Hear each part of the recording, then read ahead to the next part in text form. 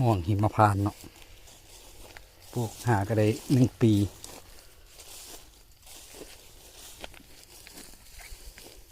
ม่วงแก่นใหญ่ม่วงแก่นโตสีขาว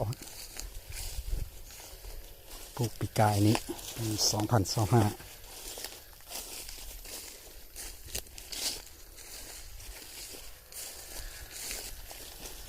ใหญ่ไวอยู่หาก็ใส่ปุ๋ยยาล่าเนาะใส่ปุ๋ยคือกันกับปุ๋ยยางพาราหญ้ากระไรต้นยางพาราปีหนึ่งบ่พออันต้นมะม่วงหิมพานต์ยางต้นน้อยมะม่วงหิมพานต์ต้นบักใหญ่นะทบครึ่งใหญ่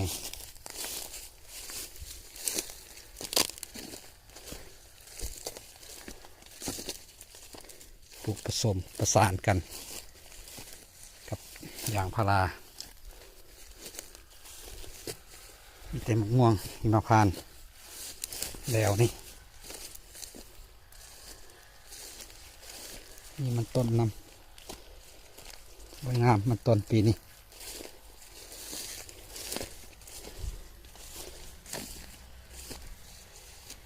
เนาะ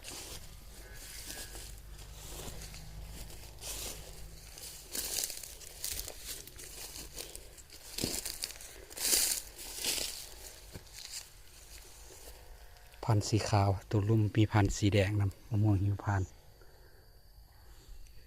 อันนี้ต้นดูโอ้ใหญ่ไวต้นดูนี่ทนความแห้งแล้งอันนี้ต้นน้อยดูน้อย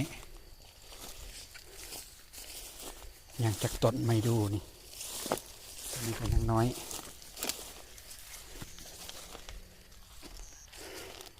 5-6 ต้นไม่ดูไม่ยางก็มีนี่ก็ไม่ดูคือกัน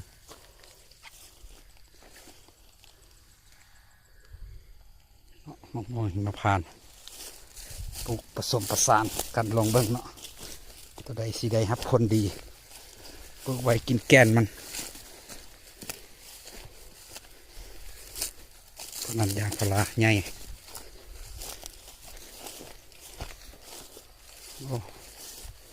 ได้กินปุ๋ยแล้วแตกแหนงเนาะยางพารา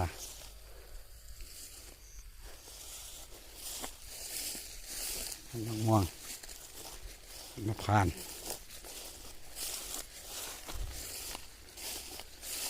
เอา